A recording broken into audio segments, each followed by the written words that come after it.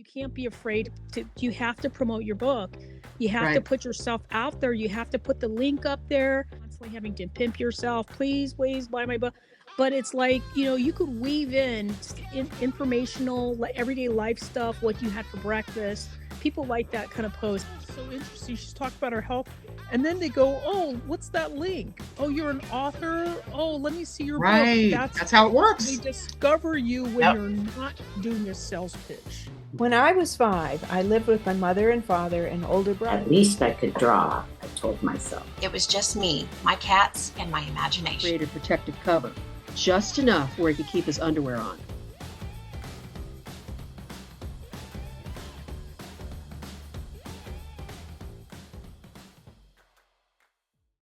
Okay.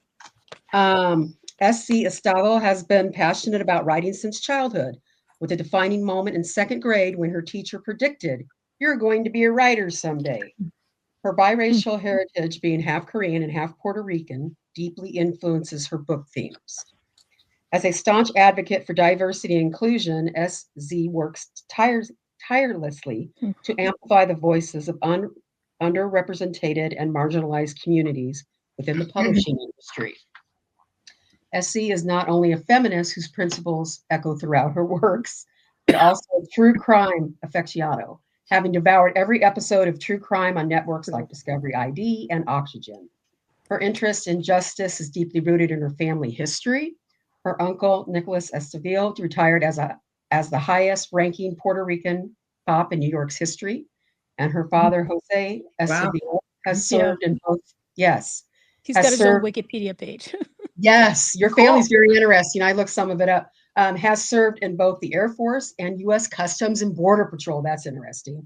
These familial connections to law enforcement enrich her storytelling and understanding of justice. Balancing her role as a devoted mother and an enthusiast digital marketer, SC brings her professional expertise into her personal passion.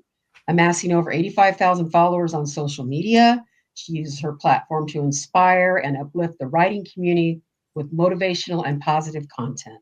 Along with her 2 children and 2 senior dogs, she enjoys the simple pleasures of family sushi outings in their Los Angeles home. So, hello everyone. Today we have SZ Gray with us, and I met her in 2023.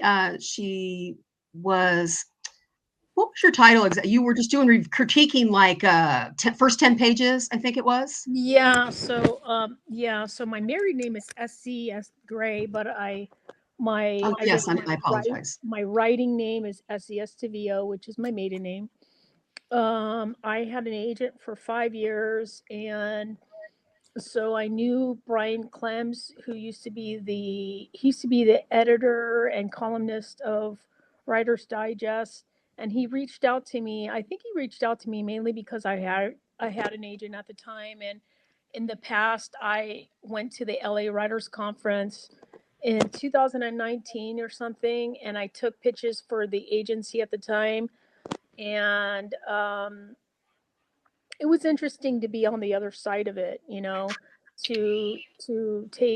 to read people's books, to have to say no to some of them. I knew, like, for example, the agency I worked with, most agencies, if you say your word count is 150,000, they won't even look at the book.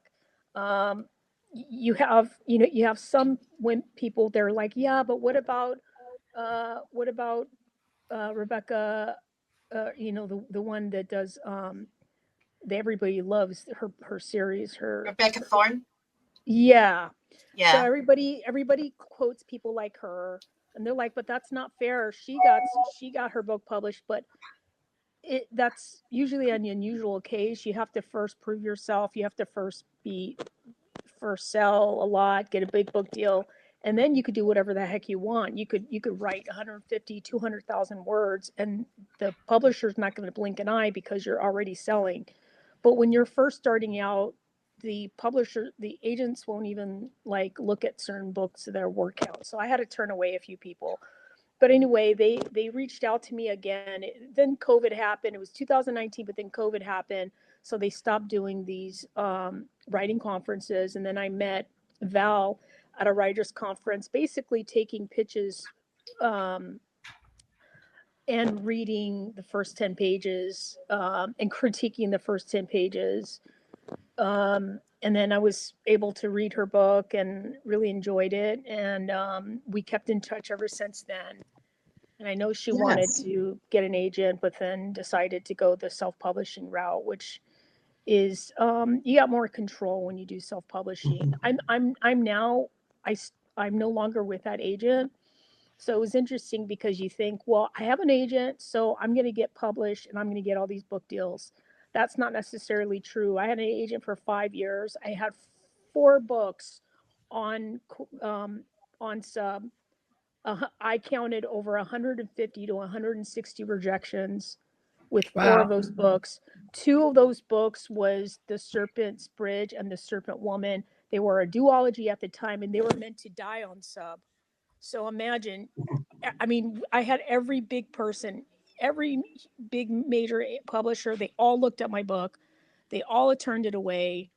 And it was surprising because, so after we parted ways, my agent and I parted ways, I actually cried. It was kind of a traumatic situation. I don't feel like she handled my books very, very well either. And afterwards, I even spoke with Victoria Strauss of Writers Beware, knew all about the agent and said, yeah, that agency does really bad book deals. I mean, gives you really, really small publishers when you could have gone to that publisher yourself. So if you could have gone through a publisher yourself, imagine the agent is taking 15, I forget how much it is, 15% cut. I think it's So 15. yeah, so I'm they're sure taking it a is, yeah. 15% cut. You could have got, you don't have a, so the small, teeny, tiny publisher does not give you an advance. The agent takes their cut. Now you're down to like hardly anything if you even Right. sell anything. So I learned a lot from Yeah. having a kind of a not so good agent. Perfect example, they could not land me, not even a small book deal. 3 months after parting ways, I landed my own book deal through a small press. How did I do that? I subscribe to Publishers Weekly. You can look up who is looking for unsolicited manuscripts. Found this small press, and they salvaged that 2 book deal that was that duology that was supposed to meant to die on sub. So The Serpent's Bridge and The Serpent Woman was supposed to die on sub. They gave me not just a 2 book deal, they gave me a 3 book deal. And then the books have been doing well enough where now where she extended it to a 6 book contract.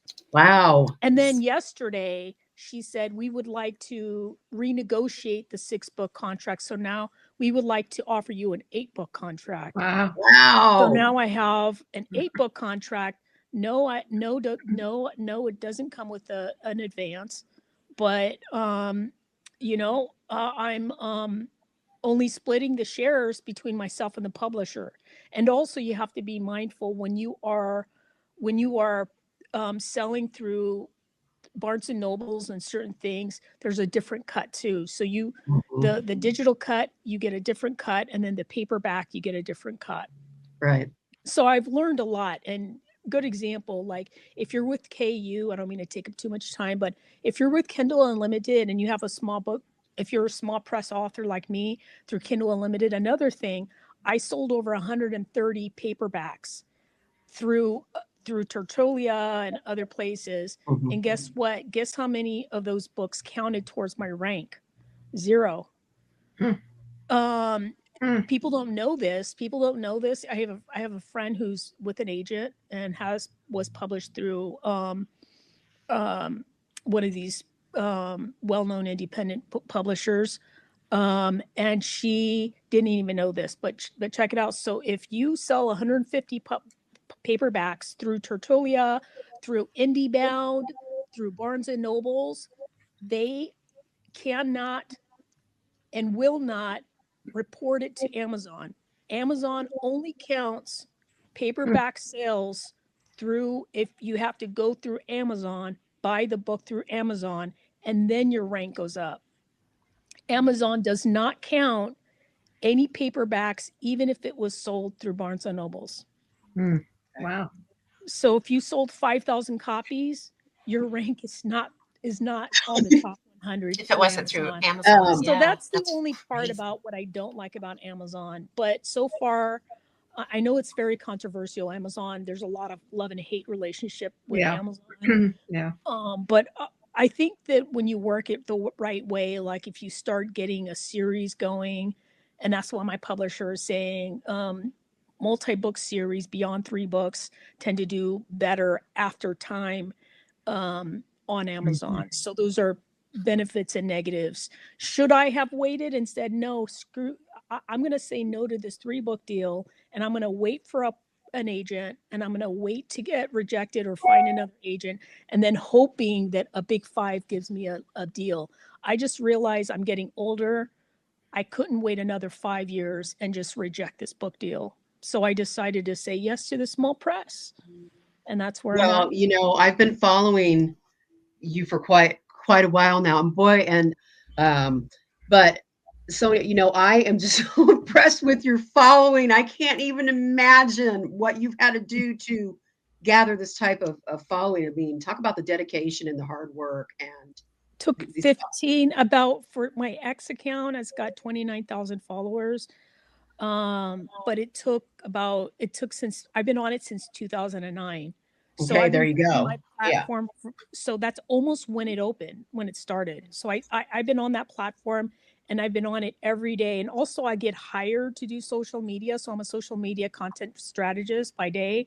I'm a marketing strategist. So I have Okay, 2 clients. that's I help right. them. Yeah. So it helps me to know, I already know, like I have 22 certifications. I have a master's degree in television, radio, and film, but I have 22 certifications on every social platform. So I have a Facebook Blueprint, X certification. I have a LinkedIn ad certification, an Yeah. Instagram ad certification, Pinterest ad certification. I literally have a certification on every single platform, but it does take a lot of dedication on. I've even recently learned that I just got on Blue Sky, and I've only been on it for a few months, and I've grew that account to about 15,000. That's great. But I learned that Blue Sky has way more engagement than X. Wow. I So like Blue Sky. what's that? I like Blue Sky. I like Blue Sky too. So that's kind of what I've learned is, but you kind of have to be on all of them. So that does take a lot of bandwidth. Like you have to do a Right. video on TikTok, and then also you're not supposed to technically share the same post on every, like otherwise your followers are going to get really drained. They're like, oh my gosh, Val posted the same copy on TikTok, the same one on Facebook, then the same one on X, then the same one on Blue Sky. Yeah. They Right. need, the rule of thumb is you find a way. What am I going to say on Blue Sky that I'm not going to say on X? So for X, I tend to do longer articles on there, and but I'm not sure. I mean, you the new owner that everybody hates just raised the top tier, yeah, to 50. It used to be like a few dollars, Oh, and now it's $50 a month. And I'm going to tell you, wow. I did try the $50 a month thing. Guess what I tried? I'm like, I'm going to analyze. I'm a social media professional. I'm going to analyze how many people follow me, how many people like me. And guess what? I was paying the top tier $50 a month for the blue check mark, and guess how many likes I got? Hardly any. So even though my followers are real followers, for whatever reason, there's a lot of people who are not as active on X. No matter, they are legit. They're not They're they're not migrating. fake. I look, and you can follow all my friends, everybody I follow that are following me. They're all writers, but for whatever reason, the algorithm buries some people's posts, and I hardly get any engagement there. Now I get anywhere between 30 to 40 um, engagement on Blue Sky. But here's the tip: if you guys are looking for tips, what I learned is like this: the if you keep saying "buy my book" kind of post, that kind of turns them off. But guess what? I started posting about my dog. I started posting because Right. my dogs are senior Yeah. dogs. Something else that, yeah. Yeah, anything other than Right. a pitch. So I started following, I started literally posting myself because I was in the ER 3 times. So I was in the hospital gown, just taking a video picture of myself talking about my Yep. health, and people started really following me on Blue Sky. So then I just said, hey guys, I kind of need more ARC readers for book 3. Guess what? I had like 50 people sign up for the and all I because was one. yeah, and all because Yeah. I was talking about my dog. I wasn't talking about my Right. book. I It's was really about talking about my connecting. appendix. I Yeah. was talking about that Yeah. I went 20 days without being able to eat food. I was only on Oh, man. liquids. So they were interested in that. And that's Yeah. what got people to follow me. And as a matter of fact, there was this old guy, a lot of elderly people were following me because they all had ailments. I started Yeah. getting DMs about people with heart attacks and everything. And some of them actually did an ARC review for my book. Yay. That's Great. great. So I will I'm going to stop. go ahead. No, I love, you're bringing a sense of when you can be real with people and show your Yeah. vulnerability. Yeah. I really feel that's that bridges the gap, if you can show Yeah. that you're vulnerable, just a normal person, and I love Because that. then they look up Val, they go, Val's so interesting. She's talking about her health. And then they go, oh, what's that link? Oh, you're an author. Oh, let me see your book. Right. That's how it They works. discover you when Yep. you're not doing a sales pitch. So in talking about the Serpent series and reading The Serpent's Bridge, I love so much, and we've talked about this, how you bring to life marginalized voices and communities. That is really everything for me as an LGBTQ writer, as well as people just want to be seen. They want to be able to go, oh, that person, I understand that person. That's me. That's who I am. And I really feel that is important. And I love that you do that. And Did you you've like been the character Gus? yes. She was very understated. She was LGBTQ and Yes. a captain, but very understated. It wasn't like I mean, sometimes people do a little bit too on the nose. Like, look at me, I'm gay, and Sure. I didn't want to Sure. do that. I wanted to make it more of an understated, like where it's just a part of the norm and it's not this storyline where Right. Yep. the LGBTQ person is getting, like, I remember there was one book, I forgot what it was called, but the big criticism behind it was that at the end it was all of the LGBTQ or the gay community was being targeted because they were that, and so a lot of people were like, this storyline is actually derogatory towards LGBTQ because it's like this stereotype. So that was one of the biggest concerns of this one book I read. I forget what it's called, but yeah, so I try to make it more like it's an everyday norm, Yes. like the acceptance is already there. We don't have to make this thread about lack of Right. acceptance. Yeah. No apology. And that's how I write too. And Jan Yeah. did this in the review for me, said that. And I think that we both agree with that, well, all of us, Yeah. is that Yeah. that's only one division of that's a Mhm. subdivision that they're a lesbian or they're trans. Mhm. There's Yeah. more there than that. And Right. that's what it's already there, So, but how do they interact in the world? How do they move through the world? What are their struggles? Is far more interesting to me than just a subdivision of their character. That's just one facet. And I really appreciate that you do that in your books. And Gus was a breast cancer survivor. Yeah. Yeah, and I remember that too, and I could relate to that. And Jan can as well. And your characters are very. Your character development is just so matter of factly and so deep and so driven by things that are going on in today's climate right now. No, thank you. Did you like?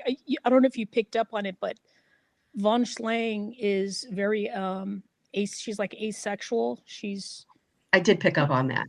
Yeah, kind of androgynous in the sense that she's not really interested in men, not really interested in women. She's just kind of in the, like, an asexual kind of character. Non-binary, maybe. What's that?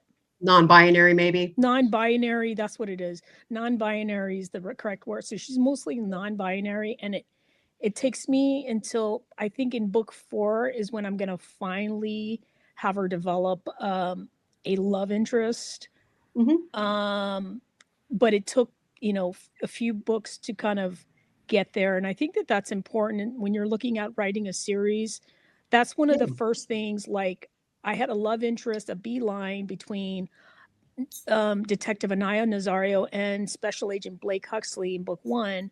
Well, one of the first things when I got a beta reader that was brutal. Oh my gosh. No hold bar, no, not holding back. Like, I'm not saying that your writing sucks, but boom. And it was like this huge email full of, you just want to cry and you just want to, like, okay, I'm just gonna stop writing forever. Been there. Yeah, I mean, you just have to. I mean, the tough Teflon skin, but we're human. We're human, and we're gonna cry when we get these kind of reviews.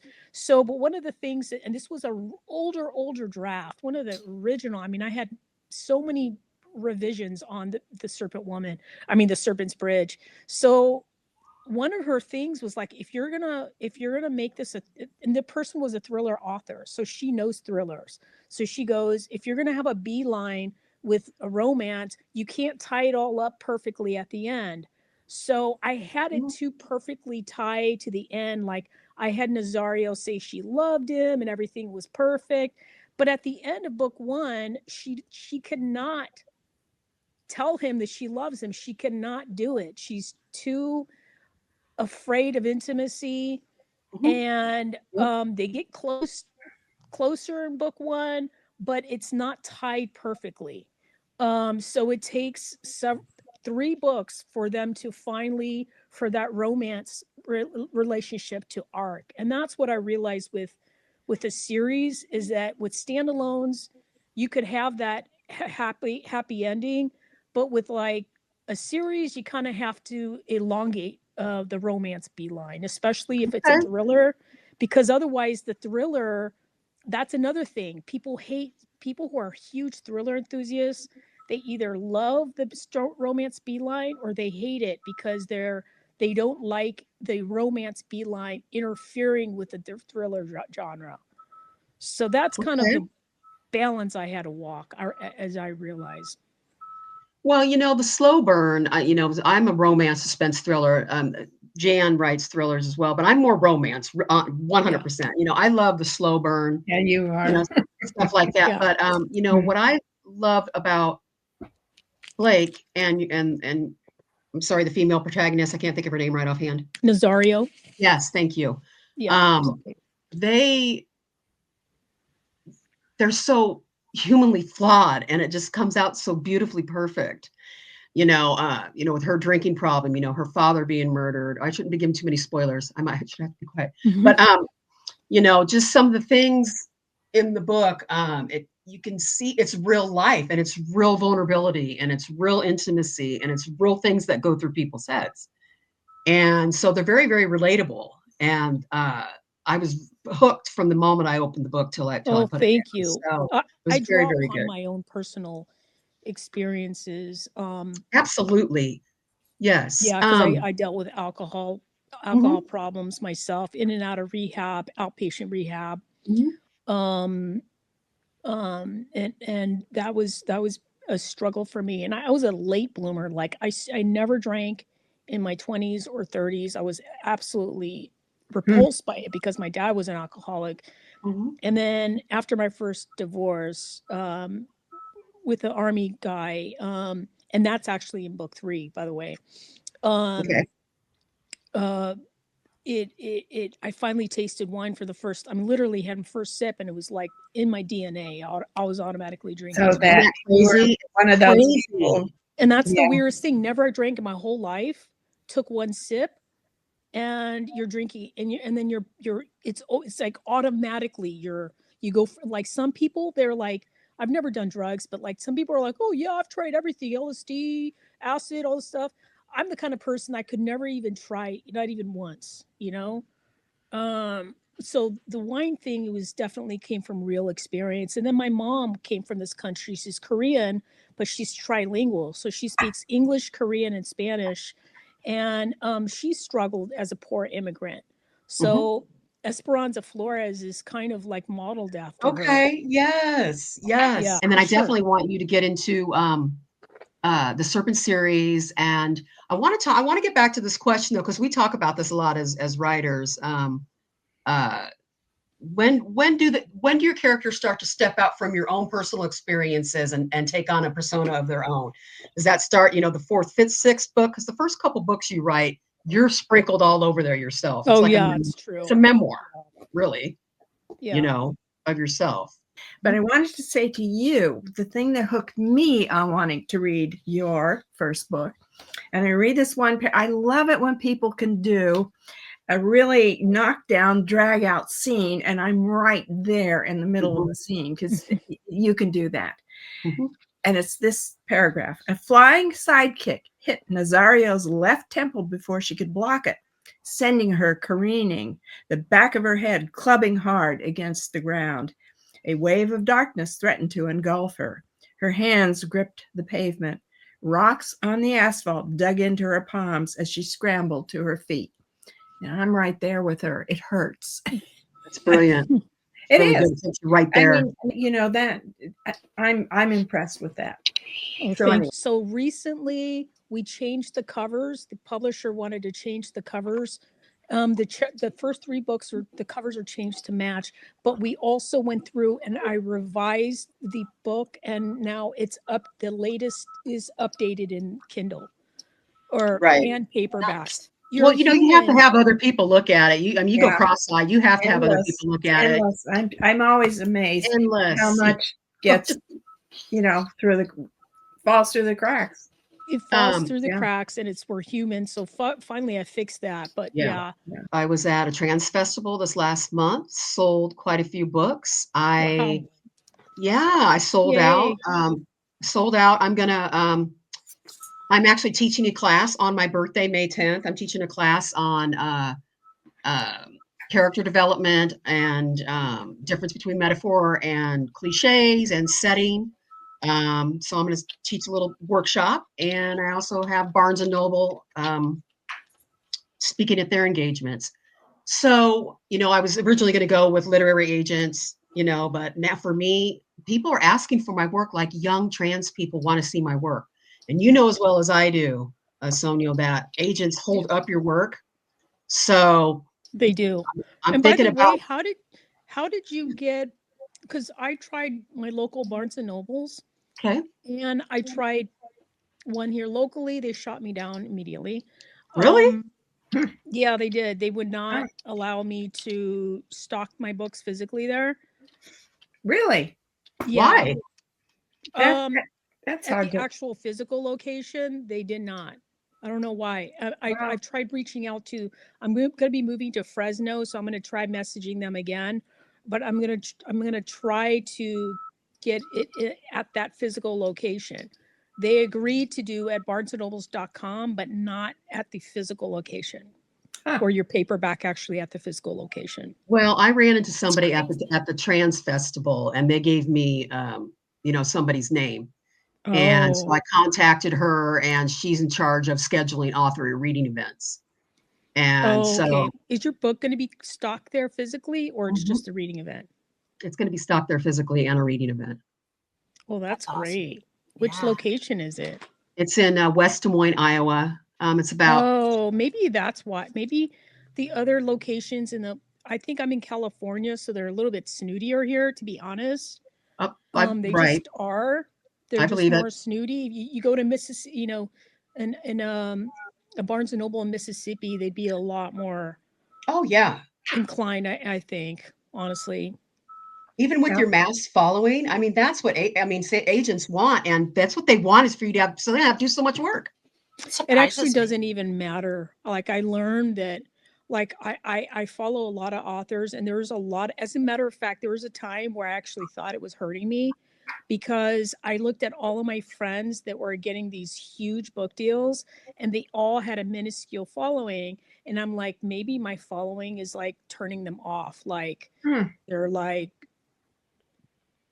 I don't even know if you call it jealousy or if it's just like, well, we're gonna reject her. I mean, I never had in the 5 years had anybody. Maybe my following did get the big publishers to actually read the book when I had an agent. And now it's like I feel like it's finally paying off when I am not directly talking about my book all the time, but talking more about life stuff. And then they are kind of like That makes sense. That does make sense. like, yeah. So I Whatever think that works, right? Yeah. Meeting the Whatever author works. behind the book. Yeah. Right. Exactly. They want to see the author behind. Yeah, I get it. And yeah, let's talk a little bit about the Serpent series. Like I said, I'm on Serpent's Bridge. Fantastic. I loved it. And I have to say, I want to say I love your fleshy writing scenes. I love a good sex scene. And I've talked to my other, colleagues about this, and they said that I write sex scenes well. And some people think that's really hard. For me, it's not. But I really like delving in to see how that you did it with such class and realness. Very real but also still classy and intimate. And the kind of fears that people have when they're intimate like that and have to be vulnerable. So yeah, let's talk about the Serpent series. What can we expect after number 3? What are you trying to tie together? Talk a little bit about each one of them if you would like. Yeah, so the Serpent's Bridge was about a detective, Nina Nazario, trying to hunt down a killer who's targeting undocumented immigrants. And it becomes like a leadless case because it's more of an invisible population, a vulnerable population where they're more invisible. Like if they come here to this country, a lot of times, maybe they have a name change or you can't really track their relatives and things like that. So they're easier to dispose of. And the case, because they don't have a lot of the people who are marked, don't really have any next of kin. It's almost like, well, let's just close this case out, and it's up to Detective Nazario to keep it open. And she, of course, fights off battles with her own demons like alcohol and the fact that she lost her father when she was 18, so it causes a bit of fear of intimacy, like people that I love die, kind of a thing. Yep. So that's kind of that first book, and then the second book, The Serpent Woman, is definitely more. I feel like it's a little bit more fast paced. It's really gritty, and some people might even consider it. Some of the people who are into the whole like sensitivity reads and triggers, there's mention of pedophilia. There's mention of it doesn't actually really show though, and there's mention of sex trafficking, and there's also racism in that book. And there's a lot of dead bodies. So, I mean, she's a female serial killer, and she targets men on this hit list that is associated with the sex ring that is tied to the Aryan Nation Brotherhood white supremacist group. So the law slips. These people slip through the law's cracks, and she goes after them. And it's pretty it was one of my most favorite books to write, I think, because von Schlang was able to get away with things that kind of real people couldn't get away with. And there's a lot of people in my life that has hurt me, and for one way or another I was able to write them all in the book. Nice. And kill them all off. That's my awesome. You get to play God when you're a writer. Sure. Ban my book, please. Symbolized. Yeah. Each of the men in the book symbolized somebody in my life that had I love hurt that me so much. And I was able to use von Schlang to kind of therapeutically kill them off. Absolutely. And afterwards, and that actually really felt therapeutic to do that. Oh, Because I know you're literally it does. killing them off in your mind. Yeah, that's what I did with Stan and Hunter. That that was a person that I had to kill off. You know what I mean? And I also love about your character, like girl with the dragon tattoo all over it. I love it. Love that movie. Rooney Mara, just love that whole vibe. And I love she's a badass, you know, and her dog. And just like I said, I'm still newly in it. But again, you know, Serpent's Bridge, going back to that for a minute, you know, I love, you know, the whole bored housewife, you know, upper middle class crust. What was it? Molly, was her name Molly? Goodwin. What was her name again? Millyanne Goodwin. No, yeah. And So she she has was an the affair. pastor's And wife. I love Nice. it. I love it. Because, you know, it shows, you know, things can seem one way on the surface. That's what I love about it. Things can seem one way on the surface, and behind closed doors is a totally different thing. And I think as artists, that's what we're, you know, here to bring out, the humanity and the realness and the vulnerability in people. Yeah, I think as writers, you know, particularly of, you know, the genre that we're all doing, we sort of see people from the inside out too. Right. I mean, you know, and so we know people are complex, and you can be two opposite things in the same person. And that's what makes people interesting too, and gives And depth redeeming to our quality. characters. Yeah. There's some redeeming quality. Even, you know, if you can root for the villain and you don't want to, it's because they have at least Well, one I redeeming like quality. that. You know, you have to make the villain kind of, you know, have some Something. sympathetic Yeah, so the parts. series, I always do. yeah, so for me the series becomes like it's a morally gray character series, with a lot of like vigilante justice kind of, so the main hero is more of like the anti-hero, and that's von Schlang.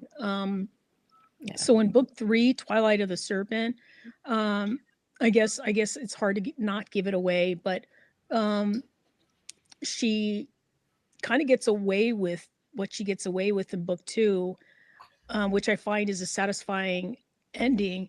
But she escapes back to Brazil. She escapes to Brazil, where she kind of hangs her hat up as a killer. She's like, I'm not going to do this anymore. And the book 3 is basically about a stalker, and it's multiple POVs from Vaughn's perspective, from Chauncey Sumin's perspective, and from Detective Nazario's perspective. And Chauncey Sumin was married to an army guy, an army officer. So it comes from a lot from my own experience for my first marriage. And let's just say, so my husband divorced me, and then went off with another woman, and then decided to change his mind and come back, where he proceeded to stalk me for 7 years. Wow. 7 years. Wow. For 7 years. He kept changing his email address, kept finding me on social media, kept creating new accounts. I had to keep blocking them. Finally, I had to go to, finally he sent me pictures with no clothes on. And that's stupid because he's an army officer. You could see his face. So I was finally able to take those pictures.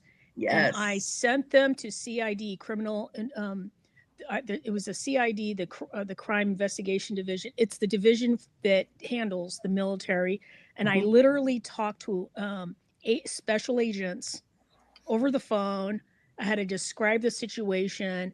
And finally, because they could see his face and they finally granted me a military protection order against him. So he's not allowed to contact me via phone, via email, via social media. But it lasted 7 years. And one of the things that I learned is that stalking victims do not have a lot of protection. Even after all the years of stalking, you literally have to have 1 million emails. You have to have death threats. You have to have so much just for the police to step in. And that's what the Twilight of the Serpent's about. It's about Chauncey Sumin being stalked, and she ends up hiding out in Brazil, where she meets von Schlang, who kind of gets wrapped up in the case with her ex-husband. Well, at least if you have a protection order, you can call the police and they'll do something in the Yeah, moment, but it's not long exactly. term. Yeah, Yeah. it really isn't. Did it ruin his career? Because I've been in the military and I'm wondering, or did the good old boys You know stick what's up for funny? him? Because they protected him. They That's protected right. him like Good old The boys. military Yeah. does that, let's Oh, face it. yeah. they Sure. always do. They protected him. And that's part of the storyline in the book is that this guy's going to get away with it, and he basically they're protecting him, and he's got a high up. So it gets twisty without revealing too much, but Nazario's back in the game. So is Blake, and in book 2, interesting. So in book 2, the Serpent Woman, Detective Wilson, who is Nazario's partner, he was in that book. But what happened was, when I was on submission, I tried to make the Serpent Woman a standalone. So I got rid of some characters for that reason. And then, interestingly enough, it ended up getting picked up later with a series. So I once had Detective Wilson, and it cut him out, and now I reintroduce him in book 3, and he'll be on in the rest of the books. And one of the ways I did that was having him have a heart attack. So the heart attack put him out of commission in book 2. He physically did have a heart attack in book 2 originally, but then he was only in half the book. And one of my editors says, he's only in half the book. Why don't you just, what is the purpose of Wilson? To be your sidekick, to be Nazario's sidekick? Why don't you have, he said, I think FBI agent Blake Huxley does that for her. Blake Huxley is the sidekick, so maybe you don't need all 3 in there. So Yeah, that's but kind of one's a what made lover, me. one's a lover, and one's a coworker and friend, and the other, so I kind of got that dynamic that he was a little protective of her, Detective Wilson. He was protective of her. Yeah, he Cared about her. is. Yeah. Yeah, so he's back in book 3, which I feel is good. Yeah, so that came from personal experience, and it was a hard book to write, but I felt like it was very therapeutic, because I knew I was going to eventually, not even if you go through the worst cases, like this back and forth with the hospital. I'm pretty sure one book in the future I will be having a character that is battling a healthcare situation where they're not getting treatment at the healthcare facility that they need, because I actually went through it. So not all, not, we're writers. So even the worst situations that we face in real life, we're going to eventually use it in our books. Absolutely. Right, from experience. 150%. Yes. That's with you saying that, though. Is there ever a time? I honestly feel I'm always going to be sprinkled all over my characters in every book that I write. I'm in there everywhere. And I kind of like being covertly in there, with all of them. But do you ever feel like you want to make them completely separate from you, and just let them take on their own persona? Or how do you feel about that? Yeah, so that's actually what ended up happening in Twilight of the Serpent, because in my case, I did something about it, and I actually took action, and it resolved. In the Serpent, in Twilight of the Serpent, it is different. For the situation is different for Chansa Suman. There's more gaslighting, more reverse psychology stuff. I definitely made the army officer more despicable, more manipulative, more conniving, more controlling. And so I feel like that the Chansa Suman developed her own persona. Got it. Right. So it was based on the book was based loosely on my own experience. I know what it's like to be stalked or to deal with it, but the way the characters handle it that's I interesting. think developed. Yeah. Yes. Yeah, well, I think too, it's interesting. You talk about creating characters, and where would this character have come from in your own personal life? And each of my books has a sociopathic character. Oh yeah. And honestly, I think I'm pretty good at it, and I have no idea quite yet where that comes from. And maybe because you deal with it in your profession. Yeah. Well, Well, just a little not bit. not that much. Well, So you delve into psyches. yeah, definitely, and I read about it, of course, and it's interesting to me. And then in book 4, which is the serpents, I almost lost, I just changed the title, The Serpent's Order. That is definitely all new territory for me. It's going to be completely different. It deals with Vaughn becoming a federal asset. And so she's got 2 choices: go to jail for the murders she committed, or be a federal asset and become an assassin and be forced to kill. I see. So Yeah, That's cool. that it becomes that interesting. is cool. Yeah, so then the rest of the books could have her continuing to do this, but for how long can she? I mean, she's now, it's not on her terms. It's not her kill list, it's someone else's. Right. Using her as a tool because they recognize that she is good at this. And actually this happens quite a bit. And I got a lot of information just looking at Discovery ID through all of the shows that I've watched over the years, Snapped and all those other shows. And it's true. There's some people that you can become, the FBI or the CIA, in this case, I create a whole new group called Black Nova, and they are kind of a hybrid between FBI and CIA, and they're a little bit more of an elite group. And this group kind of recruits people that have special skills, and they use kind of their past against them. Either you go to jail for what you did, for the crimes you committed, or you work for us. And so are you really free? She's still kind of imprisoned in her own way. Yeah, because right. now she's forced to do this. And for Yeah. how long? It can Right. go on forever.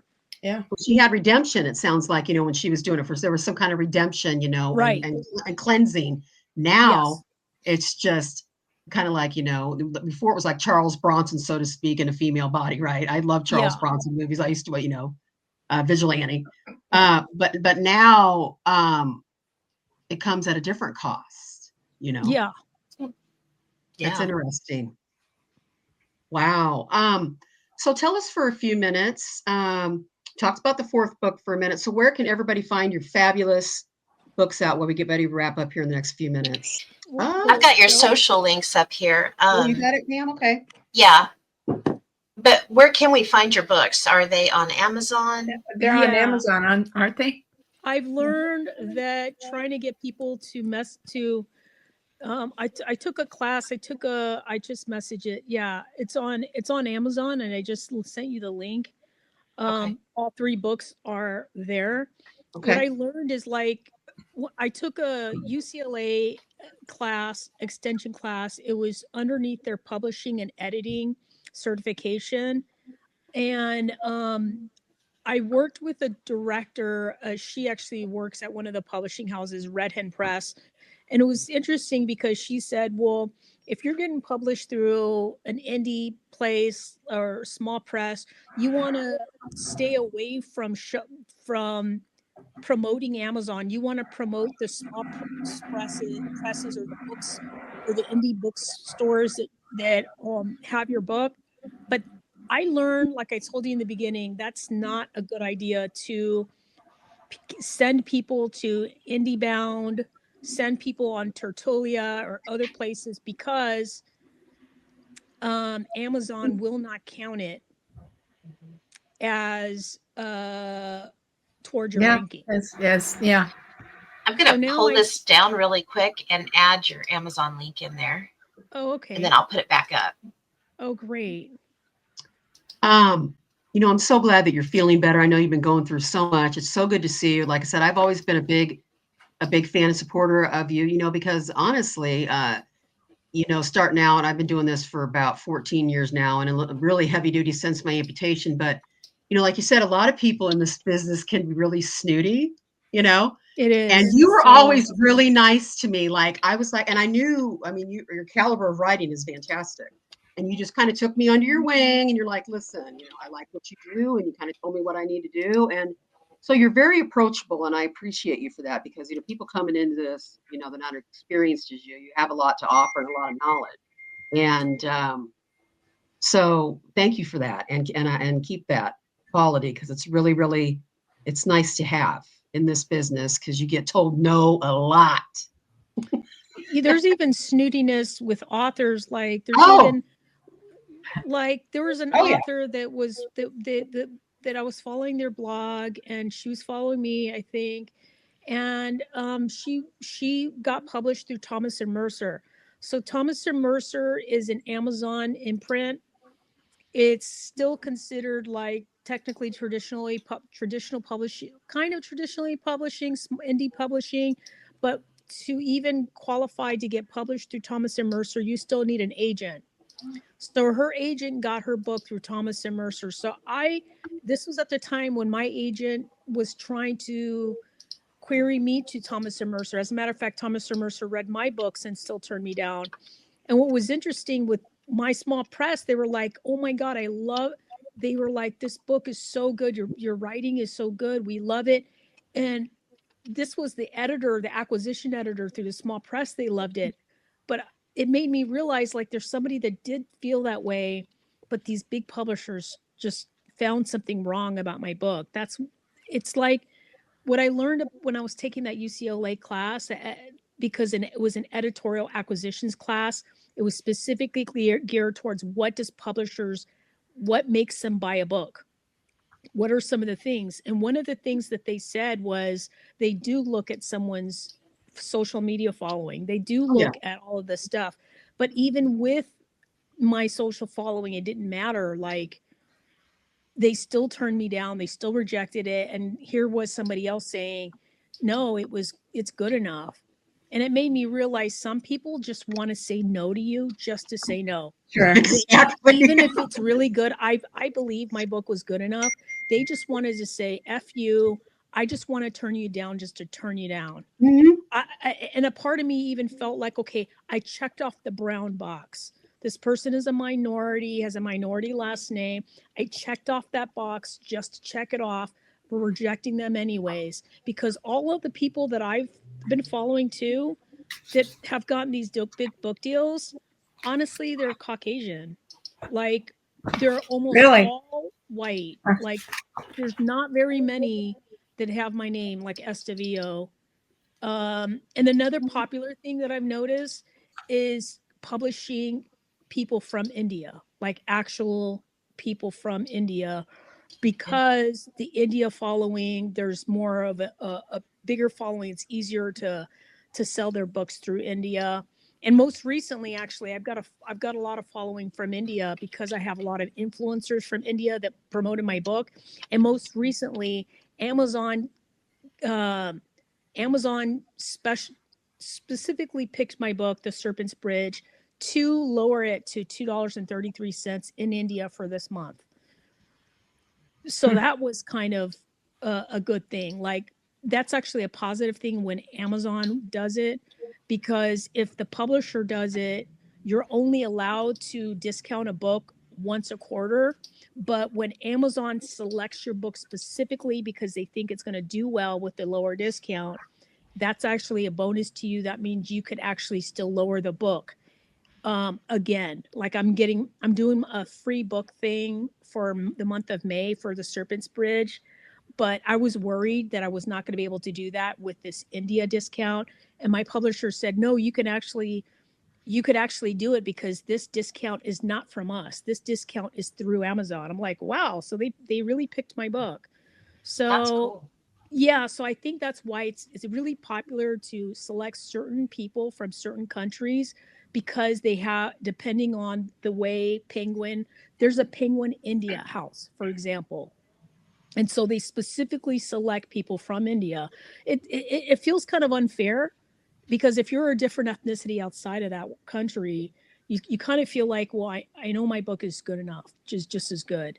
Mhm. So I don't know. There's a lot of growing, I think, in the publishing world to improve the numbers for LGBTQ writers, for people who are BIPOC. But I feel like we got a long ways to go. And there's also ageism too. No, seriously, there. And if you don't look a certain way, like I said, I have a disability too. And if you don't look a certain way, and if you don't, you know, but I love that you were never ever about any of that, and I appreciate you so much for that. But do you mind?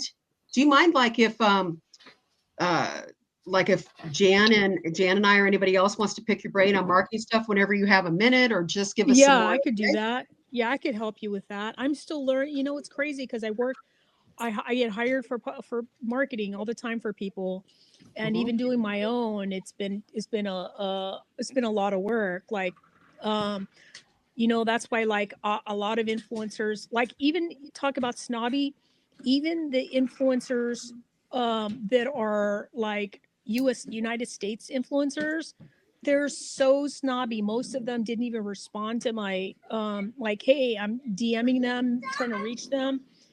But it was people from other countries that that approached me for promoting my book. They were actually way more approachable than American influencers. That's So wild. sometimes you have to think outside of the box, and sometimes Absolutely, I love that. if the influencers from as in Africa, if the influencers from India, if there's influencers from like, you know, from other countries, and you might have to just say yes to them, because otherwise you're waiting forever just to get you know, an influencer, a book influence, especially the bookish influencers that are that are American specifically. I found them to be really, really hard to approach. You could approach maybe the micro influencers that have maybe 1,000 to 10,000 followers, but the ones that have 100,000 followers or more, they're hard to approach. Sure. Well, thank So you if someone so was much. interested in contacting you for anything other than just purchasing books, like Oh, yes, to hire you for something else, how would they go about doing that? What would be the best way? Oh, you could email me. I'm very down to earth. I'm very approachable. Okay. Yeah, you can email me. Here, let me send you my email. Well, looks like we have your email. Sonia@estavillo.com. Well, maybe that's Sonia. That's the Sonia Zofia Gray is probably the easiest way, because I had to. I used to go through sonia.estavillo.com, and then my ex-husband, who was stalking me, kept messaging me. So it was insane. So I had to create a whole new email. At least I wrote about it, and at least I put him in my third book.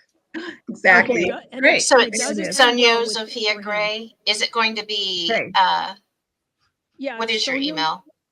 It's in the comments. I just messaged it in the comment. Yeah, we got it. I got it.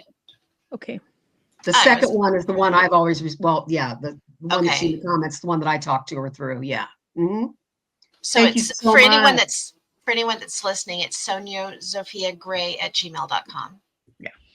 Yeah. And I'll get that in the notes. All right. Yeah. We'll be in touch. We want to pick your brain, and I'll be supporting all this medical stuff. Good grief. I know, for marketing stuff, I'm definitely open to it. You know, it's been a long road even for me, but I like I said, that one of the tips is I learned from Blue Sky recently is that I got more engagement through like the everyday life posts. But you cannot be afraid. Here's the bottom line before we go. You can't be afraid you have to promote your book. You have to put yourself out there. You have to put the link up there.